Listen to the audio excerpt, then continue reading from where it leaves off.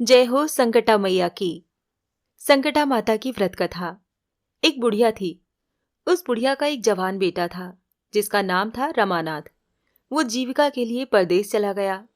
पुत्र के विदेश गमन के पश्चात उसकी बूढ़ी माँ बहुत ही चिंतित और दुखी रहा करती थी।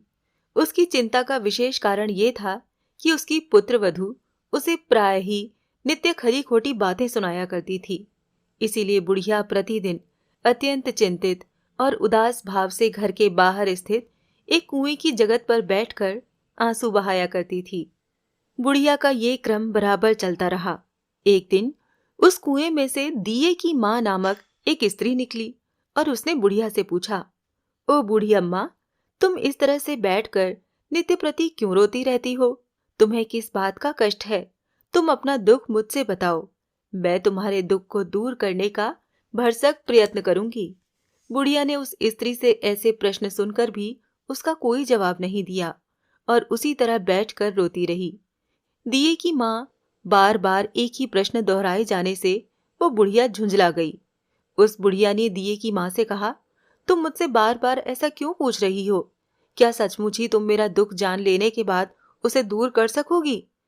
बुढ़िया की बात सुनकर दिए की मां ने उसे उत्तर दिया, मैं अवश्य ही तुम्हारे कष्टों को दूर करूंगी। बुढ़िया ने दिए की मां का ऐसा आश्वासन पाकर कहा, मेरा बेटा कमाने के विचार से परदेश चला गया है। उसकी अनुपस्थिति के कारण मेरी बहू मुझे हमेशा बुरा भला कहकर कोसती रहती है। मेरे दुख का यही एकमात्र कारण है। बुढ़िया की बात सुनकर दिए की मां ने कहा, यहाँ के वन में संकटा माता रहती हैं। तुम अपना दुख उन्हें सुनाकर कष्ट से छुटकारा पाने के लिए विनती करो। वो बहुत ही दयालु हैं। उन्हें दुखियों से बहुत अधिक सहानुभूति है। वो निसंतानों को संतानवान, निर्धनों को धनवान, निर्बलों को बलवान, अभागों को भाग्यवान बनाती हैं।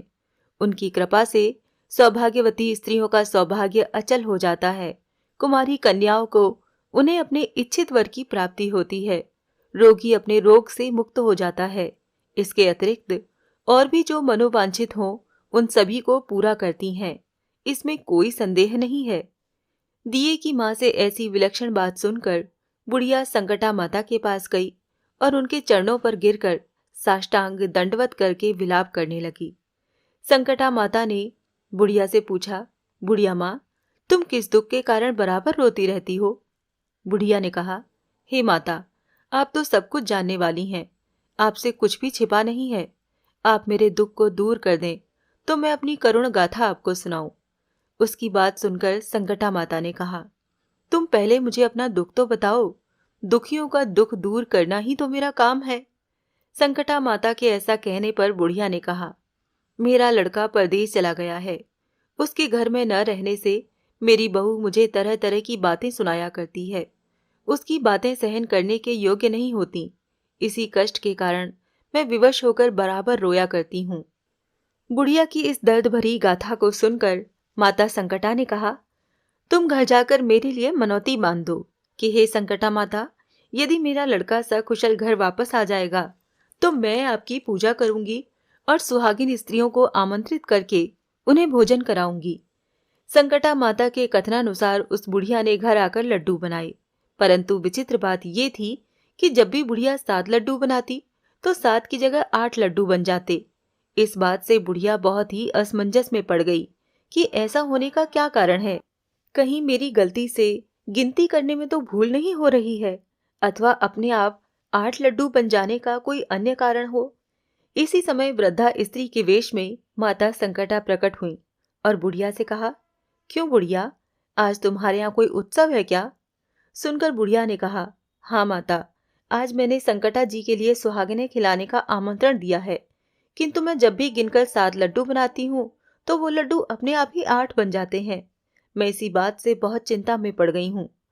बुढ़िया की बात पर संकटा जी ने कहा, क्या तुमने किसी बुढ़िया स्त्री को भी निमंत्रित किया है? बुढ़िया कहने लगी, नहीं, मैंने तो ऐसा नहीं किया है। परंतु तुम हो कौन? संकटा माता ने कहा, मैं बुढ़िया हूं, मुझे ही तुम आमंत्रित कर दो।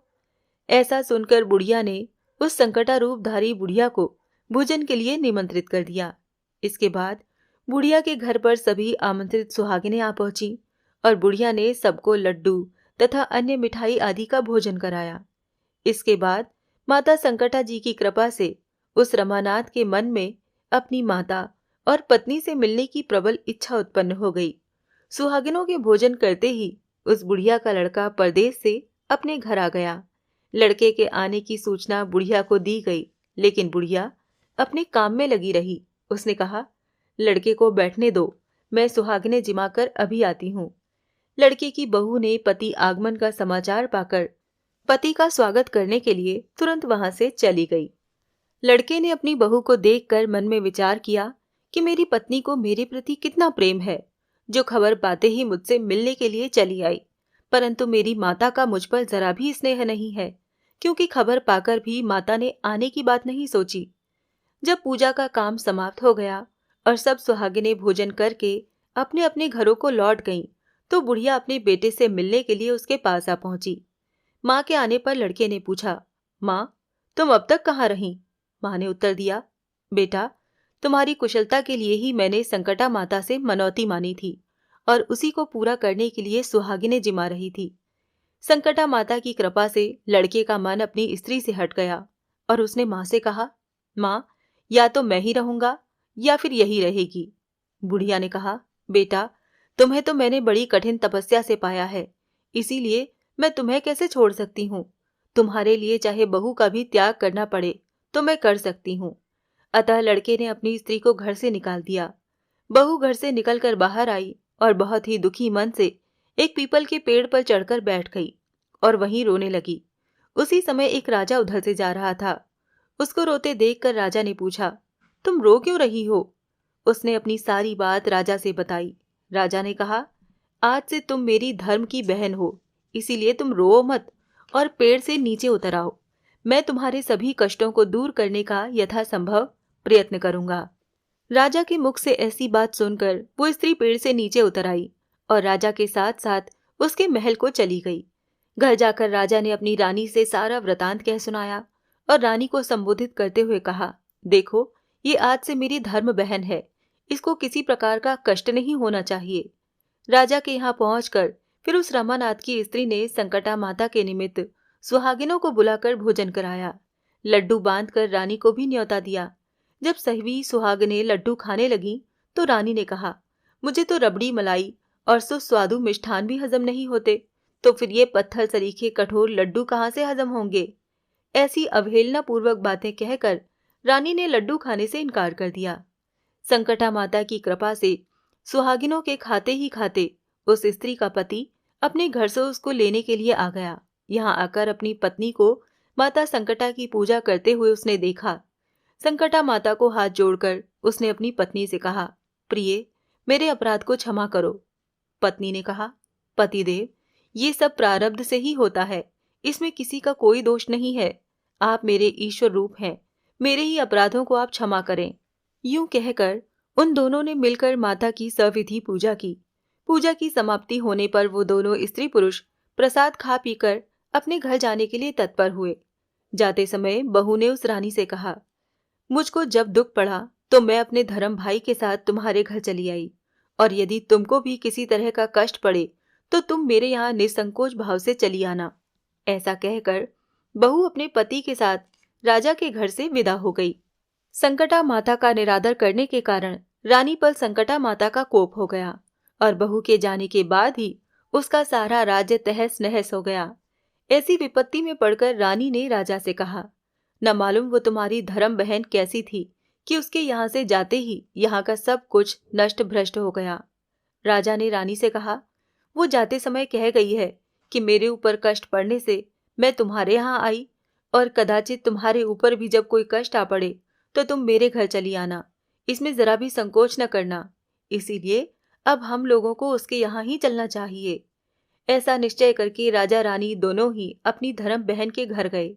वहां जाकर रानी ने कहा, बहन, तुमने हमारे यहाँ ऐसा क्या कर दिया कि तुम्हारे आते ही हमारी सारी संपत्ति नष्ट हो गई और हम लोग बहुत ही परेशानी में पड़ गए। रानी की ऐसी बात सुनकर उसने कहा, बहन, मैं तो कुछ भी नहीं जानती।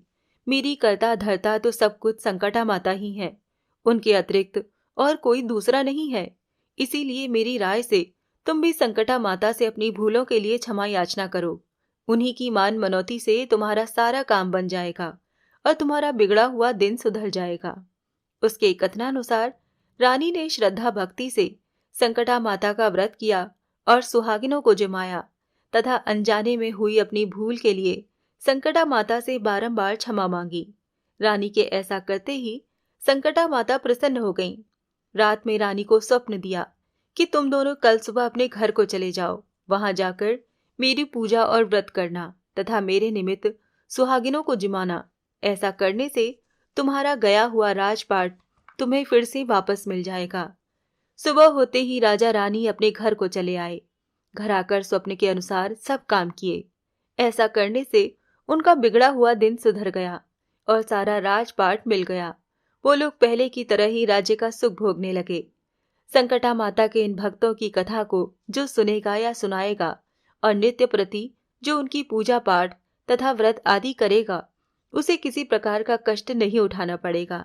उसकी सारी इच्छाएं निश्चित रूप से पूरी होंगी, इसमें किसी प्रकार का संदेह नहीं है। तो आप सब भी बोलिए, संकटा माता की जय।